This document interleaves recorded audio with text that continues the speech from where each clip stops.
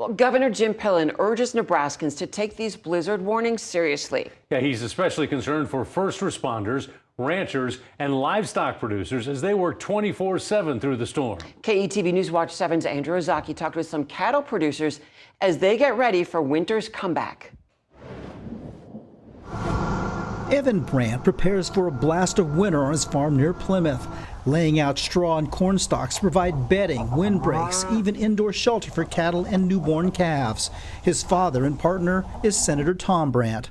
You're going from nice 50 and 60-degree days to a day that has 70-mile-an-hour winds, some driving snow. Brandt says this is calving season, and because of their body weight, are extremely susceptible to the cold. The problem isn't the snow, it's the wind.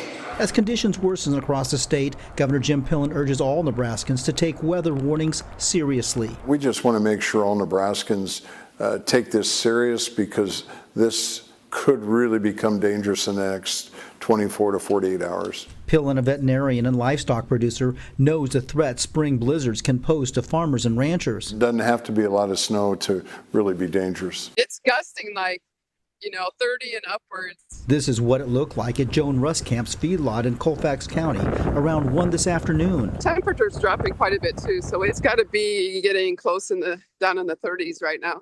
They too are trying to stay a step ahead of the storm, moving cattle to safer areas, making sure their feed and machinery are ready to go no matter what hits. Keeping cattle healthy is our main priority here, as well as themselves. because if we don't take care of ourselves, we can't take care of our animals. And so, you got to make sure you have the things you need. First of all, you have food in your home, right?